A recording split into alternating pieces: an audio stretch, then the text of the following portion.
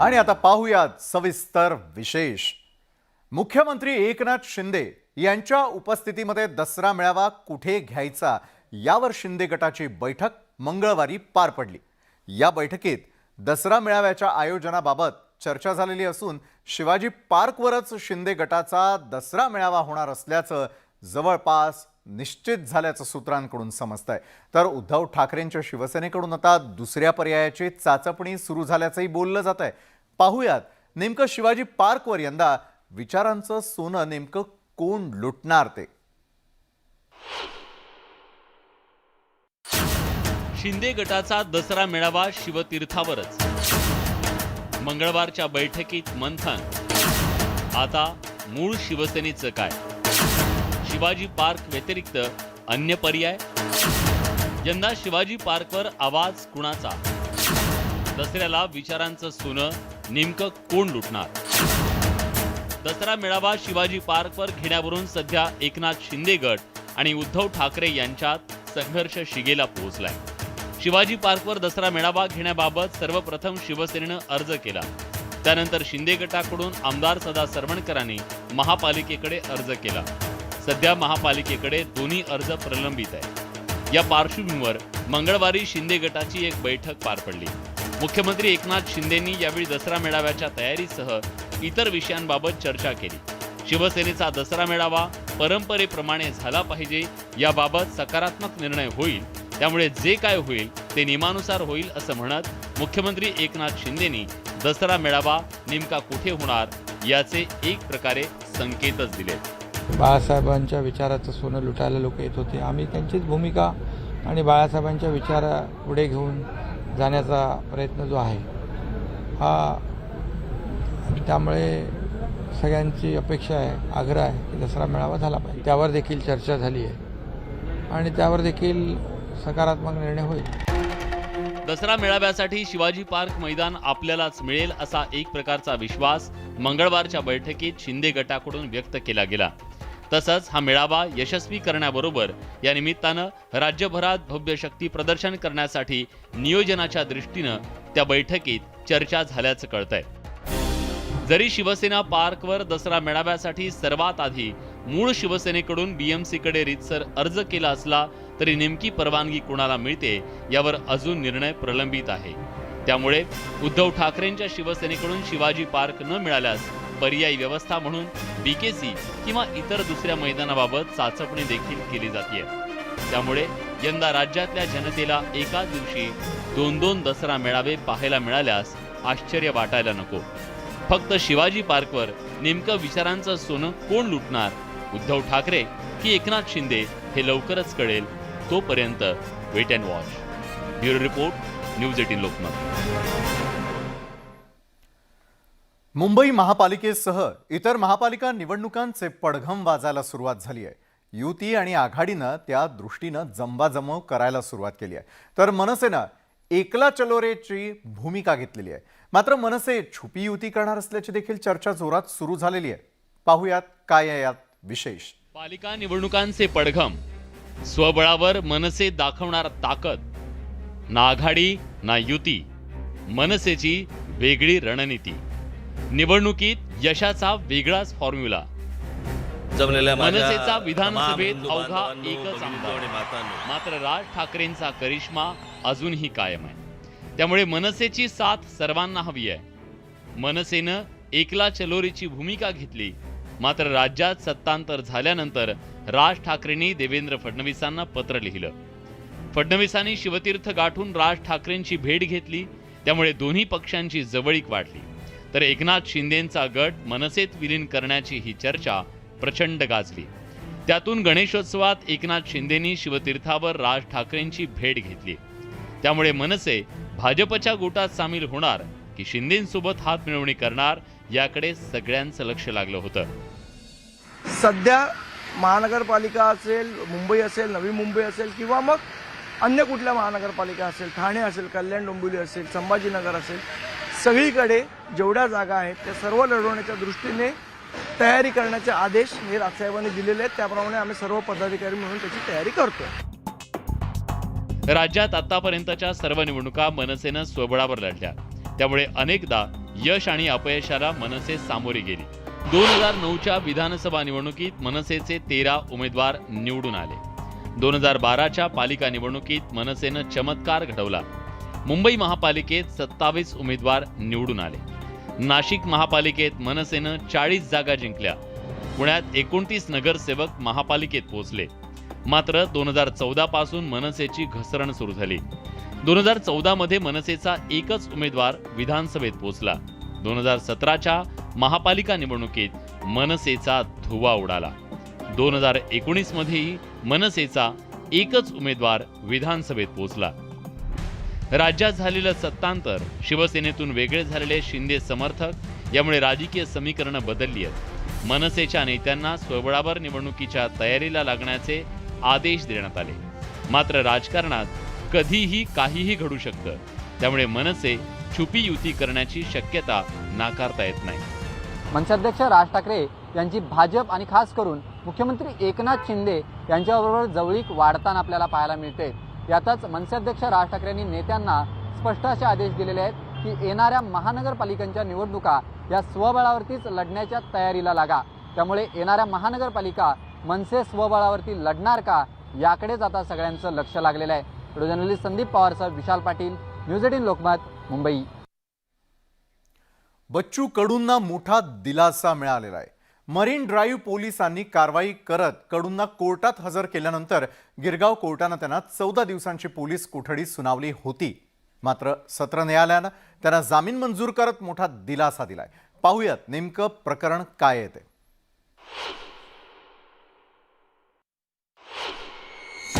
बच्चू कडूंना दिलासा, सत्र न्यायालयाकडून जामीन मंजूर, वैयक्तिक जात मुचलक्यावर जामीन मंजूर. आता 21 सप्टेंबरला पुढील सुनावणी. मुख्यमंत्री एकनाथ शिंदे गटातील आमदार बच्चू कडू यांना बुधवारी सकाळी मुंबई पोलिसांनी ताब्यात घेतलं होतं. एका राजकीय आंदोलनादरम्यान सरकारी कर्मचाऱ्याला मारहाण केल्याच्या प्रकरणात मरीन ड्राईव्ह पोलिसांनी ही कारवाई केली होती. या प्रकरणी बच्चू कडूंविरोधात गुन्हा दाखल करण्यात आला होता. न्यायालयानं त्यांना 14 दिवसांची पोलीस कोठडी सुनावली होती आणि सर्वप्रथम गिरगाव कोर्टानं त्यांचा जामीन अर्ज फेटाळला होता. त्यानंतर या प्रकरणी जामिनासाठी 3 वेगवेगळ्या न्यायालयात त्यांनी वकिलांमार्फत धाव घेतली होती. शेवटी सत्र न्यायालयाकडून 15,000च्या वैयक्तिक जात मुचलक्यावर त्यांचा जामीन मंजूर करण्यात आला. संघर्ष झाला म्हणजे वादिवाद झाला फक्त आणि त्याच्यातून ह्या 353 दाखल झाली.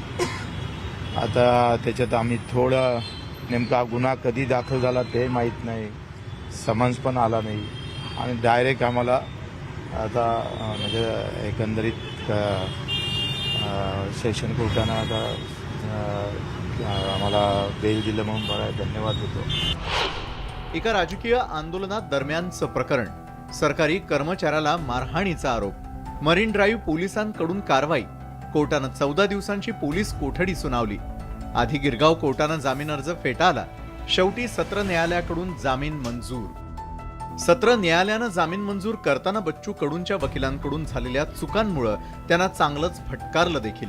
यापूर्वी अकोल्यातील जिल्हा परिषदेकडून जिल्हा नियोजन समितीकडे पाठवलेल्या रस्त्यांच्या प्रस्तावामध्ये परस्पर बदल केल्याप्रकरणी एप्रिल 2022ला अटकपूर्व जामीन मंजूर करण्यात आला होता. त्यामुळे भविष्यात त्यांच्याकडून कोणतीही चूक होऊन पुन्हा कोर्टाची पायरी चढावी लागू नये अशीच काहीशी प्रार्थना बच्चू कडूंच्या समर्थकांकडून केली गेल्यास नवल वाटायला नको. Bureau report, news 18 Lokmat.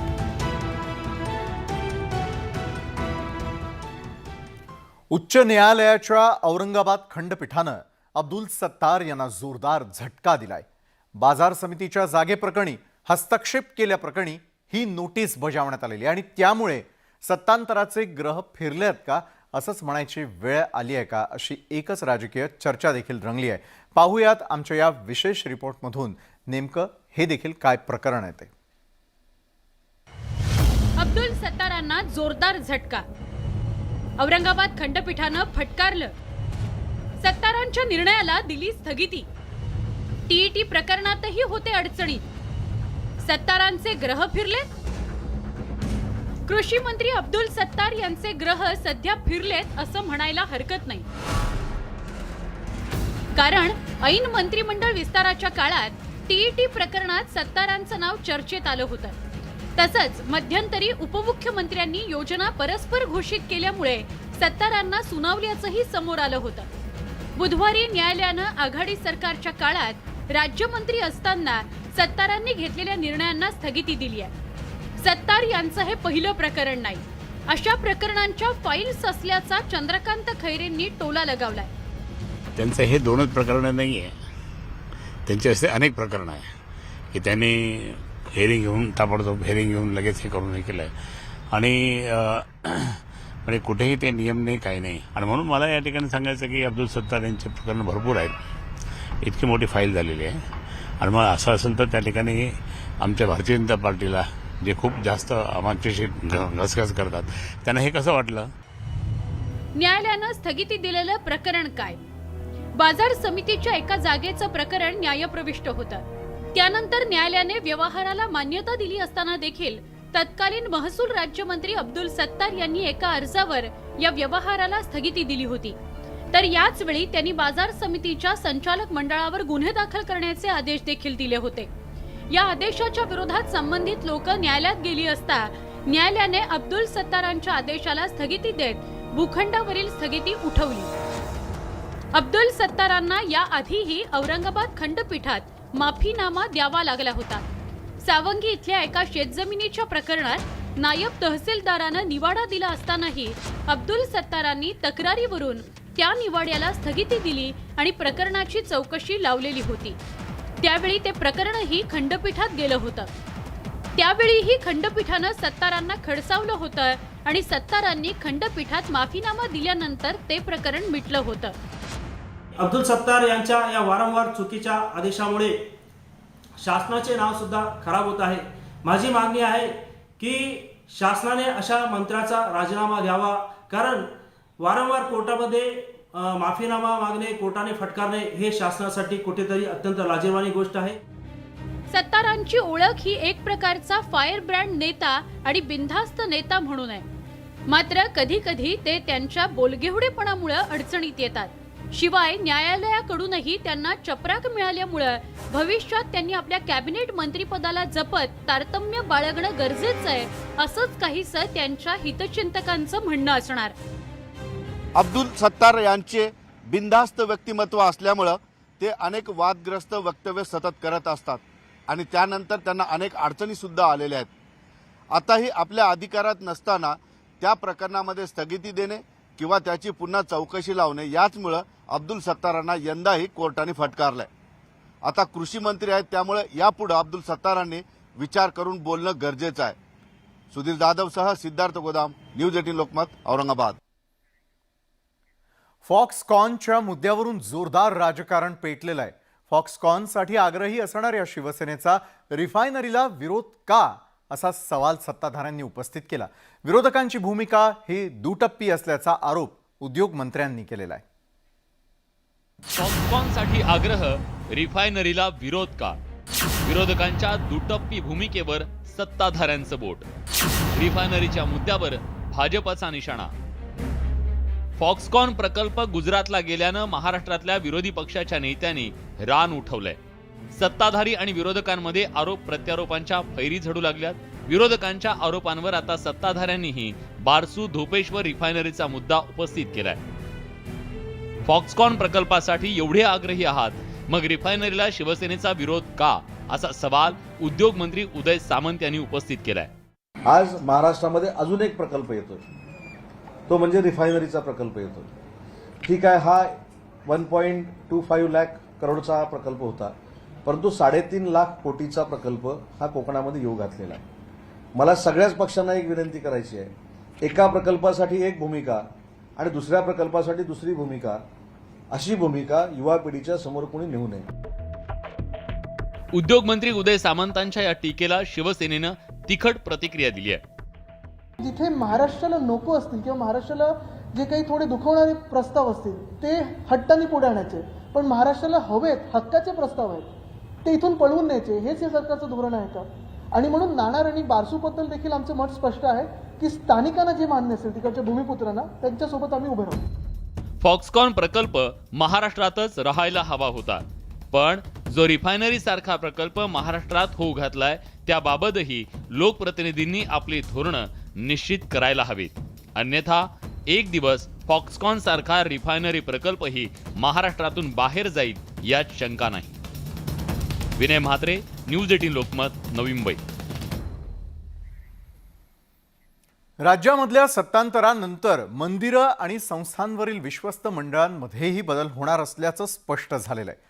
Siddhivinayak ट्रस्टवरील कार्यकारी मंडळ बरखास्त करण्यासाठी अध्यादेश काढण्याची शक्यता वर्तवली जाते.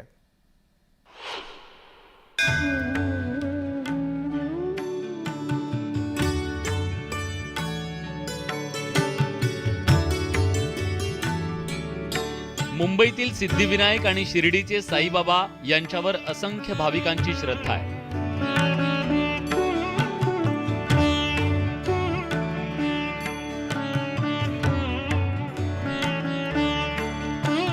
या दोन्ही ठिकाणी लाखो भाविक दर्शनासाठी येत असतात. भाविक देवाच्या पायावर मस्तक टेकवण्यासाठी येतात, तर या मंदिराच्या ट्रस्टवर विश्वस्त म्हणून नेमणूक व्हावी यासाठी राजकारण्यांसह समाजातील प्रतिष्ठानचे प्रयत्न सुरू असतात. राज्य सरकारकडून विश्वस्त मंडळाची नियुक्ती केली जाते.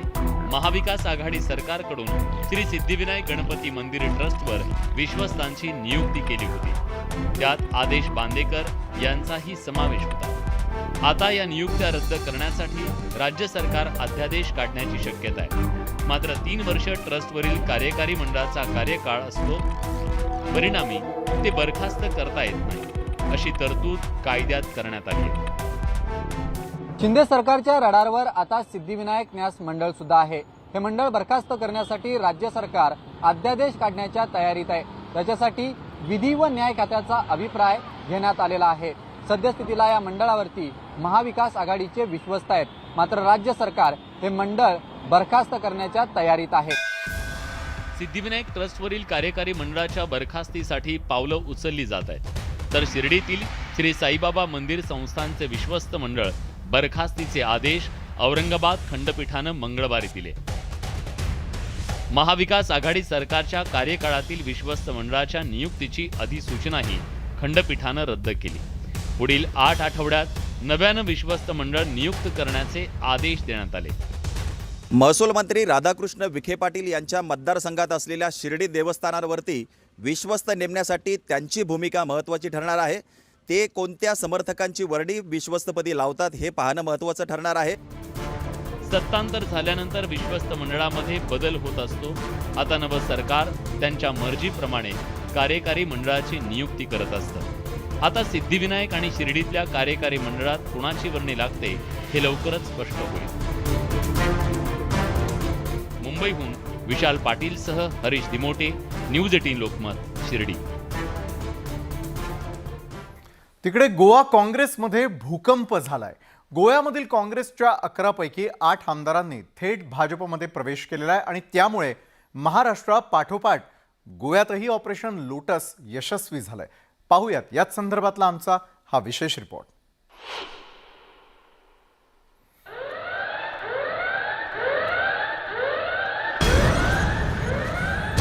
गोवा काँग्रेसमध्ये भूकंप. काँग्रेसला मोठं भगदाड.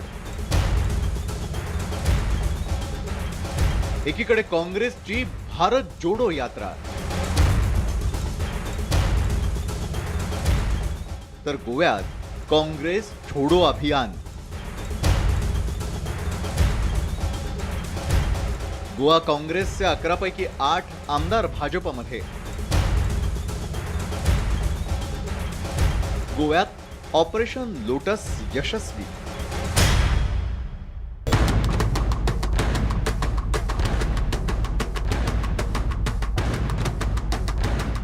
एकीकडे देशात काँग्रेस पक्षाला उभारी देण्यासाठी भारत जोडो यात्रा अभियानाची सुरुवात झाली आहे. काँग्रेस नेते राहुल गांधी यांच्या नेतृत्वाखाली तमिळनाडू इथून या यात्रेचा शुभारंभ झालाय. तर दुसरीकडे गोव्यातील काँग्रेस आमदारांनी काँग्रेस छोडो अभियान राबवत गोवा काँग्रेसमध्येच भूकंप घडवून आणलाय. गोवा काँग्रेसमधील 11 पैकी 8 आमदारांनी काँग्रेसचा हात सोडत हाती कमळ घेतलंय. त्यामुळे हा पक्ष प्रवेश गोवा काँग्रेसला फार मोठा धक्का समजला जातोय. तर मुख्यमंत्री प्रमोद सावंतांचं नेतृत्व आणखी प्रखरपणे उभरून आलेलं आहे. तर गोवा भाजपला आणखी बळ मिळाल्याचं बोललं जात आहे. गोव्याचे मुख्यमंत्री प्रमोद सावंत आणि गोवा भाजपचे प्रदेशाध्यक्ष सदानंद तनावडे यांच्या संयुक्त पत्रकार परिषदेत बुधवारी दुपारी या 8ही काँग्रेस आमदारांनी भाजपचं कमळ हाती घेतलंय. गोवा भाजप अध्यक्षांनी त्यांचं भाजपत स्वागत करताना मोदींच्या नेतृत्व आणि विकासावर विश्वास व्यक्त केल्याचं म्हटलंय. गोंया भितर ज्या तरेन देशभरा भितर भारतीय जनता पार्टी बऱ्या तरेन काम करता केंद्राक आनी गोंयांत, आनी ताका लागून देशभर मोठ्या प्रमाणात वेगवेगळ्या राजकीय पार्टींचे पुढारी हे भारतीय जनता पार्टीत प्रवेश करतात. गोव्यातील काँग्रेसच्या 11 पैकी 8 आमदारांच्या भाजप प्रवेशामुळे काँग्रेसचे 2/3 आमदार भाजपत गेलेत. त्यामुळे त्यांच्यावर पक्षांतर बंदीचा कायदा लागू पडणार नाही. माननीय पंतप्रधान नरेंद्र मोदीजी हांचे विजन जे आसा नवभारत निर्माण करप आणि गोंयच्या विकासा खातीर ते म्हणजे सरकारात ते आयल्या, तांच्यांनी सपोर्ट केला. हांव तांच्या सगळ्यांचे स्वागत करता. देशाबरोबर गोंय बी फुडें व्हरपा खातीर सातत्यान तांचो तेंको हो निश्चितच रित्या गोंयच्या विकासात एक ऐतिहासिक निर्णय ठरतलो. गोवा विधानसभेमध्ये एकूण 40 सदस्य संख्या आहे. गोवा विधानसभेत सध्या काँग्रेसच्या 8 आमदारांच्या भाजप प्रवेशामुळे भाजपचं संख्याबळ 20 वरून थेट 28 वर पोहोचलं. तर काँग्रेसकडे 11 वरून फक्त 3 आमदार उरले. त्याशिवाय महाराष्ट्र गोमंतकवादी पक्षाकडे 2, गोवा फॉरवर्ड पक्षाचा 1 आमदार आहे.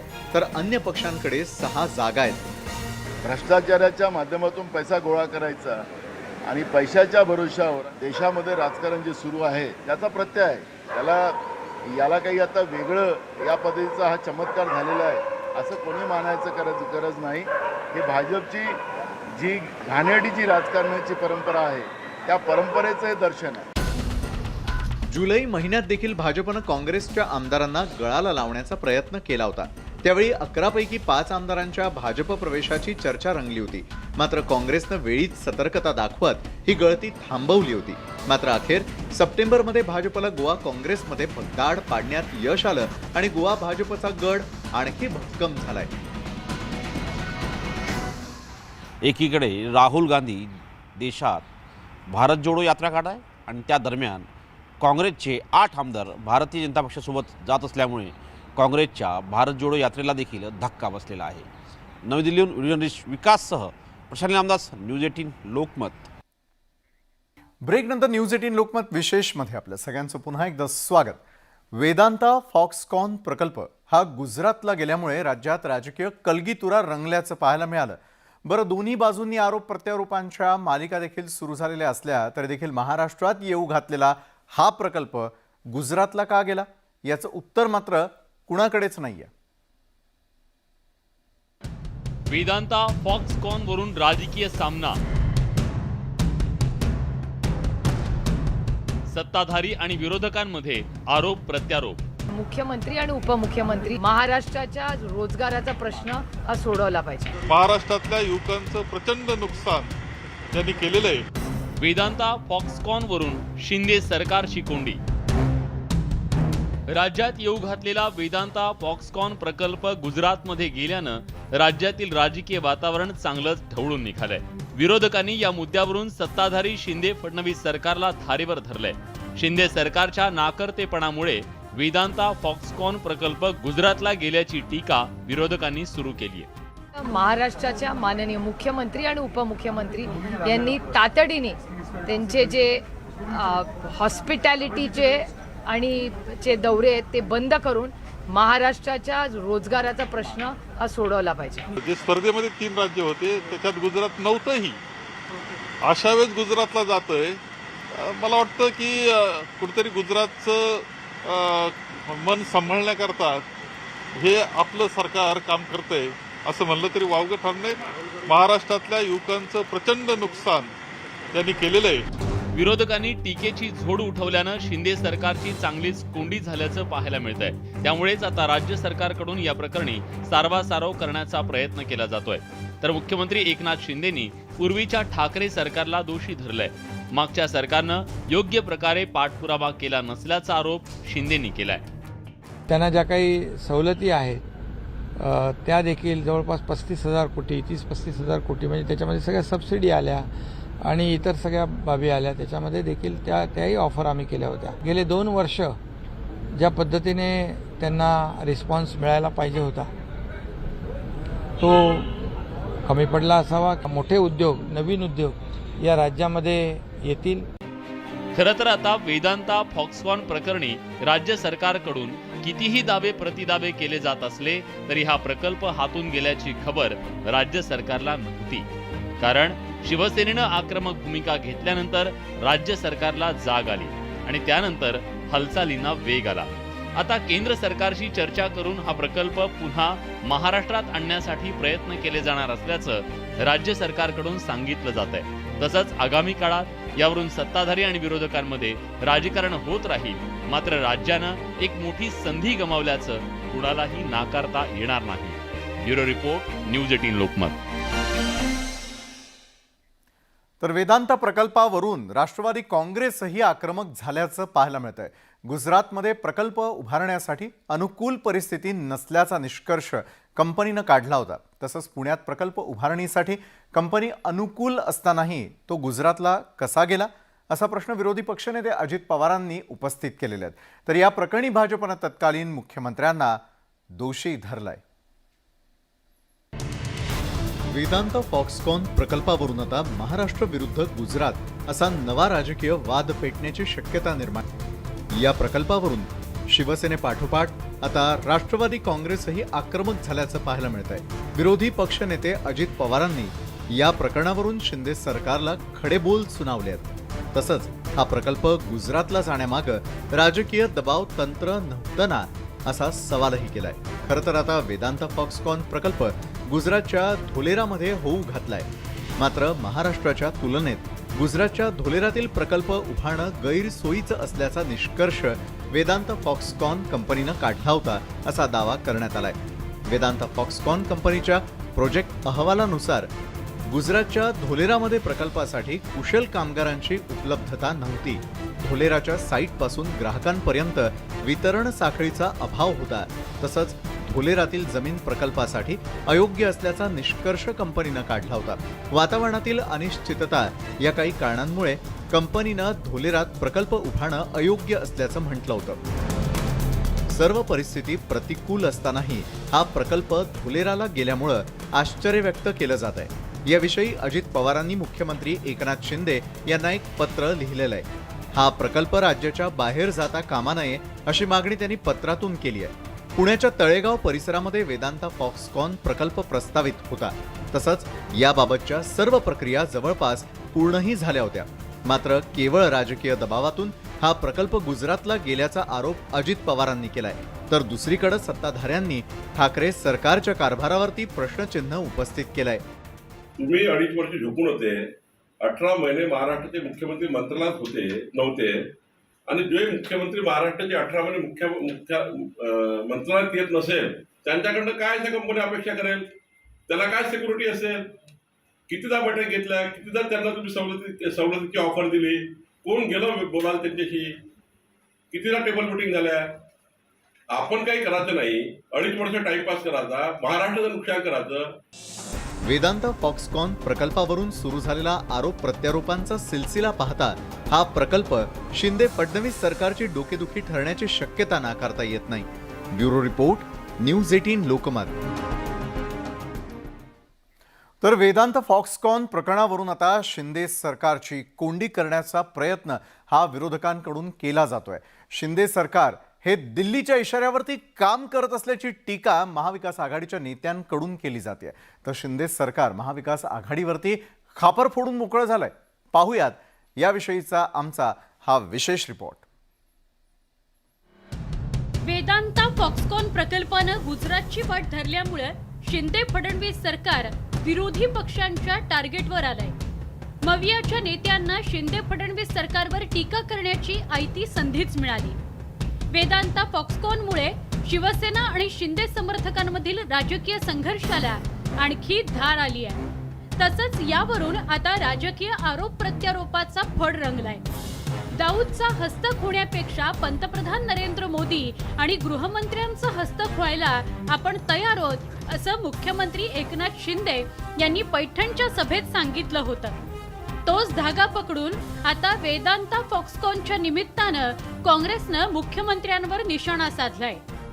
राज्याच्या मुख्यमंत्र्यांनी परवा औरंगाबादमधलं जे भाषण त्यांनी केलं की नरेंद्र मोदी आणि अमित शहाचे हस्तक बनून राहायला मला आवडेल. दिल्लीतलं जे सरकार आहे केंद्रातलं नरेंद्र मोदीचं, ते सांगतील त्या पद्धतीनं करायचं. मुंबई हे गुजरातमध्ये गेली तर काही नाविन्य राहणार नाही. ही परिस्थितीसुद्धा आज महाराष्ट्रामध्ये निर्माण झालेली आहे आणि म्हणून या सगळ्या गोष्टीचा विरोध करतो. शिंदे सरकार केंद्राच्या इशाऱ्यावर चालत असल्याची टीका सुरुवातीपासूनच महाविकास आघाडीच्या नेत्यांकडून केली जाते. मंत्रिमंडळ विस्तारावरूनही अशा प्रकारची टीका विरोधकांनी केली होती. आता वेदांता फॉक्सकॉन प्रकल्पामुळे या वादाला फोडणी मिळाली आहे. महाराष्ट्रामध्ये सन्मान्य श्री एकनाथ शिंदे साहेब यांना मुख्यमंत्रीपदी बसवण्याची किंमत गुजरात सरकारने वेदांत फॉक्सकॉन कंपनी ही महाराष्ट्रातनं काढून गुजरातमध्ये घेऊन त्या पद्धतीने वसूल केलेली आहे. 2 महिन्यांपूर्वी राज्यात भाजपच्या मदतीनं शिंदे सरकार सत्तेवर आलंय, तर वेदांता फॉक्सकॉन प्रकल्प भाजपची सत्ता असलेल्या गुजरातमध्ये गेल्यामुळे शिंदे समर्थक बॅकफूटवर गेल्याचं चित्र आहे. आगामी काळात राज्याला मोठा प्रकल्प देण्याचं आश्वासन पंतप्रधानांनी दिल्याचा दावा उद्योगमंत्र्यांनी केलाय. पंतप्रधान नरेंद्र मोदी साहेबांनी सांगितलेलं आहे की हा प्रोजेक्ट जरी तिथं गेलेला असला तर एवढाच प्रोजेक्ट किंबहुना याच्यापेक्षा मोठा प्रोजेक्ट हा महाराष्ट्राला लवकरात लवकर दिला जाईल. मोदी साहेबांनी महाराष्ट्राला असं आश्वस्त केलंय. वेदांता फॉक्सकॉन प्रकल्पावरून चांगलंच राजकीय वातावरण तापलंय. विरोधकांनी शिंदे सरकारला कोंडीत पकडण्याचा प्रयत्न केलाय, तर सत्ताधाऱ्यांकडून पलटवार केला जातोय. या प्रकल्पामुळे नव्या राजकीय वादाला तोंड फुटलंय. Bureau report, news 18 Lokmat. Vedanta Foxconn प्रकल्पासाठी महाराष्ट्र सरकारनं 39,000 कोटी रुपयांची सवलत देण्याची तयारी दर्शवलेली होती. मात्र वेदांतानं गुजरातची निवड का केली आहे असा सवाल उपस्थित केला जाऊ लागलाय. वेदांता प्रकल्पावरून आता शिवसेना आणि शिंदे सरकार आमने सामने आलंय.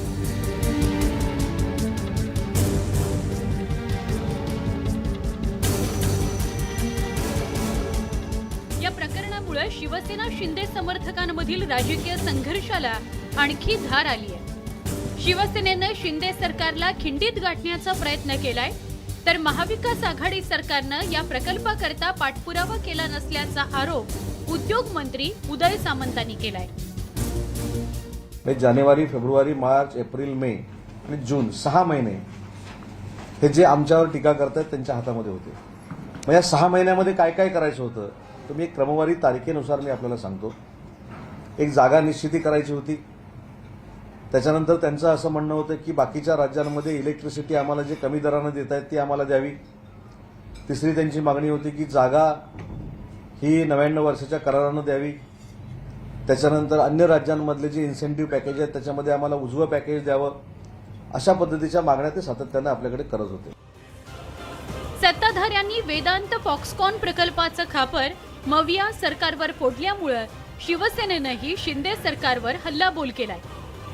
शिंदे गटानं बंडखोरी केल्यामुळे सरकार पडलं आणि त्यामुळेच राज्यातील जनता 1 लाख रोजगाराला मुकली असा आरोप आदित्य ठाकरेंनी केला.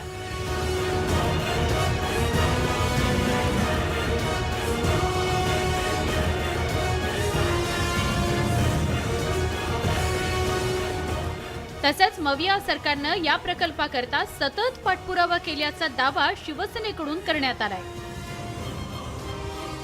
ज्या डिसेंबर 2021 मध्ये जगभराची परिस्थिती बघून केंद्र सरकारने 76,000 कोटीचं मला वाटतं सबसिडी ग्रांट रिलीज केलेली आणि त्याच अनुषंगाने आम्ही 22 की 21 जानेवारी 2022 त्या दिवशी आम्ही अनिल अग्रवाल साहेबांबरोबर आम्ही चर्चा केली, बैठक घेतली झूमवर आणि मग त्याचा पाठपुरावा केला. महाराष्ट्र सरकारनं वेदांता फॉक्सकॉन प्रकल्पाला अनेक सवलती देऊ केल्या होत्या. वेदांता फॉक्सकॉन प्रकल्पासाठी पुणे जिल्ह्यातील तळेगावमध्ये 400 एकर जागा मोफत दिली जाणार होती. तसंच अतिरिक्त 700 एकर जागा ही उपलब्ध करून दिली जाणार होती. 20 वर्षांसाठी 3 रुपये दरानं अखंडित वीज पुरवठा करण्याची तयारी राज्य सरकारनं दाखवली होती. विशेष म्हणजे विजेच्या दरात 10 वर्षांसाठी 7.50% सूट देण्यात येणार होती. सोबतच रोज 80 दशलक्ष लिटर पाणी पुरवठा करण्याचं आश्वासनही दिलं होतं. पाणीपट्टीमध्ये 337 कोटी रुपयांची सूट देण्यात येणार होती. या प्रकल्पाकरता स्टॅम्प ड्युटीमध्ये 5% सवलत दिली जाणार होती. घनकचरा प्रक्रियेवर 812 कोटी रुपयांची सूटही देण्यात येणार होती. एकीकडे महाराष्ट्र सरकारनं 39,000 कोटी रुपयांची सवलत देण्याची तयारी दर्शवली होती आणि दुसरीकडे गुजरात सरकारनं केवळ 29,000 कोटींची सूट दिली असतानाही हा प्रकल्प गुजरातला गेल्याचं बोललं जात आहे. वेदांता फॉक्सकॉन प्रकल्पाविषयी आता सत्ताधारी आणि विरोधकांकडून दावे प्रतिदावे केले जात असले तरी या निमित्तानं एकमेकांचे राजकीय हिशोब चुकते केले जात असल्याची राजकीय वर्तुळात चर्चा आहे. Bureau report, news 18 Lokmat.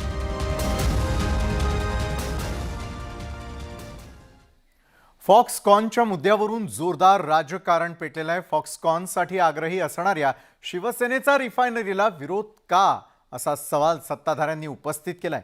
विरोधकांची भूमिका दुटप्पी असल्याचा आरोप उद्योग मंत्र्यांनी केलाय. फॉक्सकॉनसाठी आग्रह, रिफायनरीला विरोध का? विरोधकांच्या दुटप्पी भूमिकेवर सत्ताधाऱ्यांचं बोट. रिफायनरीच्या मुद्द्यावर भाजपचा निशाणा. फॉक्सकॉन प्रकल्प गुजरातला गेल्यानं महाराष्ट्रातल्या विरोधी पक्षाच्या नेत्यांनी रान उठवलंय. सत्ताधारी आणि विरोधकांमध्ये आरोप प्रत्यारोपांच्या फैरी झडू लागल्यात. विरोधकांच्या आरोपांवर आता सत्ताधाऱ्यांनीही बारसू धोपेश्वर रिफायनरीचा मुद्दा उपस्थित केलाय. फॉक्सकॉन प्रकल्पासाठी एवढे आग्रही आहात, मग रिफायनरीला शिवसेनेचा विरोध का असा सवाल उद्योग मंत्री उदय सामंत यांनी उपस्थित केलाय. आज महाराष्ट्रामध्ये अजून एक प्रकल्प येतोय, तो म्हणजे रिफायनरीचा प्रकल्प येतोय. ठीक आहे, हा 1.25 लाख करोडचा प्रकल्प होता, परंतु 3.5 लाख कोटीचा प्रकल्प हा कोकणामध्ये येऊ घातलेला आहे. मला सगळ्याच पक्षांना एक विनंती करायची आहे, एका प्रकल्पासाठी एक भूमिका आणि दुसऱ्या प्रकल्पासाठी दुसरी भूमिका, अशी भूमिका युवा पिढीच्या समोर कोणी नेऊ नये. उद्योग मंत्री उदय सामंतांच्या या टीकेला शिवसेनेनं तिखट प्रतिक्रिया दिली आहे. जिथे महाराष्ट्राला नको असतील किंवा महाराष्ट्राला जे काही थोडे दुखवणारे प्रस्ताव असतील ते हट्टाने पुढे आणायचे, पण महाराष्ट्राला हवेत हक्काचे प्रस्ताव आहेत ते इथून पळवून न्यायचे, हेच या सरकारचं धोरण आहे का? आणि म्हणून नाणार आणि बारसूबद्दल देखील आमचं मत स्पष्ट आहे की स्थानिकांना जे मान्य असेल, तिकडच्या भूमिपुत्रांना, त्यांच्यासोबत आम्ही उभे राहू. फॉक्सकॉन प्रकल्प महाराष्ट्रातच राहायला हवा होता, पण जो रिफायनरी सारखा प्रकल्प महाराष्ट्रात होऊ घातलाय त्याबाबतही लोकप्रतिनिधींनी आपली धोरणं निश्चित करायला हवीत. अन्यथा एक दिवस फॉक्सकॉन सारखा रिफायनरी प्रकल्पही महाराष्ट्रातून बाहेर जाईल यात शंका नाही. विनय म्हात्रे, न्यूज 18 लोकमत, नवी मुंबई. मुंबई महापालिकेसह इतर महापालिका निवडणुकांचे पडघम वाजायला सुरुवात झाली आहे. युती आणि आघाडीनं त्या दृष्टीनं जमवाजमव करायला सुरुवात केली आहे. तर मनसेनं एकला चलो रे अशी भूमिका घेतली आहे. मात्र मनसे छुपी युती करणार असल्याची चर्चा जोरात सुरू झाली आहे. पालिका निवडणुकांचे पडघम, स्वबळावर मनसे दाखवणार ताकद. ना आघाडी ना युती, मनसेची वेगळी रणनीती. निवडणुकीत यशाचा वेगळाच फॉर्म्युला. मनसेचा विधानसभेत अवघा एकच आमदार, मात्र राज ठाकरेंचा करिश्मा अजूनही कायम आहे. त्यामुळे मनसेची साथ सर्वांना हवी आहे. मनसेनं एकला चलोरीची भूमिका घेतली, मात्र राज्यात सत्तांतर झाल्यानंतर राज ठाकरेंनी देवेंद्र फडणवीसांना पत्र लिहिलं. फडणवीसांनी शिवतीर्थ गाठून राज ठाकरेंची भेट घेतली, त्यामुळे दोन्ही पक्षांची जवळीक वाढली. तर एकनाथ शिंदेंचा गट मनसेत विलीन करण्याची ही चर्चा प्रचंड गाजली. त्यातून गणेशोत्सवात एकनाथ शिंदेंनी शिवतीर्थावर राज ठाकरेंची भेट घेतली. त्यामुळे मनसे भाजपच्या गोटात सामील होणार की शिंदेंसोबत हात मिळवणी करणार याकडे सगळ्यांचं लक्ष लागलं होतं. सध्या महानगरपालिका असेल, मुंबई असेल, नवी मुंबई असेल किंवा मग अन्य कुठल्या महानगरपालिका असेल, ठाणे असेल, कल्याण डोंबिवली असेल, संभाजीनगर असेल, सगळीकडे जेवढ्या जागा आहेत त्या सर्व लढवण्याच्या दृष्टीने तयारी करण्याचे आदेश हे राजसाहेबांनी दिलेले आहेत. त्याप्रमाणे आम्ही सर्व पदाधिकारी म्हणून त्याची तयारी करतोय. राज्यात आतापर्यंतच्या सर्व निवडणुका मनसेनं स्वबळावर लढल्या, त्यामुळे अनेकदा यश आणि अपयशाला मनसे सामोरी गेली. 2009च्या विधानसभा निवडणुकीत मनसेचे 13 उमेदवार निवडून आले. 2012च्या पालिका निवडणुकीत मनसेनं चमत्कार घडवला. मुंबई महापालिकेत 27 उमेदवार निवडून आले. नाशिक महापालिकेत मनसेनं 40 जागा जिंकल्या. पुण्यात 29 नगरसेवक महापालिकेत पोहोचले. मात्र 2014 पासून मनसेची घसरण सुरू झाली. 2014 मध्ये मनसेचा एकच उमेदवार विधानसभेत पोहोचला. 2017च्या महापालिका निवडणुकीत मनसेचा धुव्वा उडाला. 2019 मध्येही मनसेचा एकच उमेदवार विधानसभेत पोहोचला.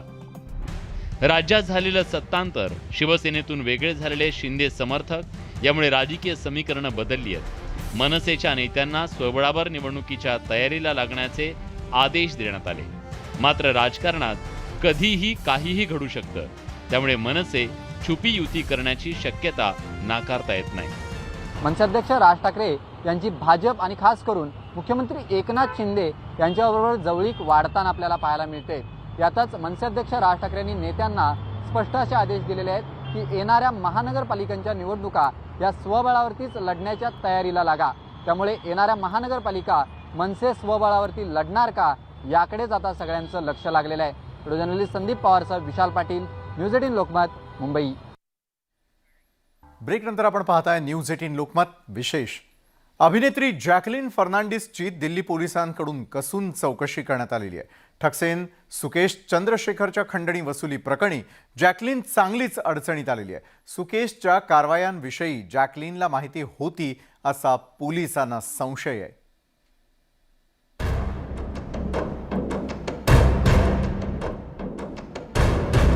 अभिनेत्री जॅकलिन फर्नांडिसच्या अडचणी कमी होत नाहीयेत. 200 कोटींच्या खंडणी प्रकरणी दिल्ली पोलिसांच्याकडून जॅकलिनची कसून चौकशी केली जाते. खरं तर जॅकलिनला पोलिसांनी यापूर्वी 3 वेळेला समन्स बजावलं होतं, पण काही ना काही कारणांमुळे ती चौकशीला हजर राहू शकली नव्हती. अखेर बुधवारी ती दिल्ली पोलिसांच्या समोर चौकशीला हजर झाली.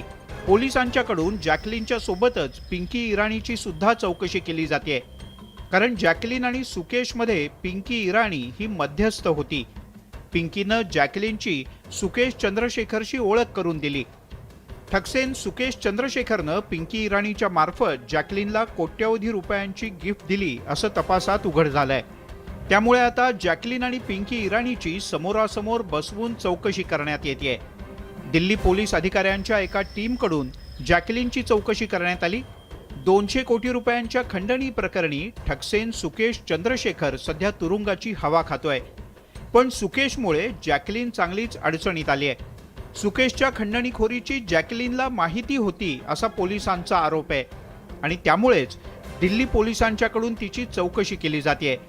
खरं तर या प्रकरणी अभिनेत्री नोरा फतेहची सुद्धा ईडीनं 7 तास चौकशी केली आहे. Bureau report, news 18 Lokmat.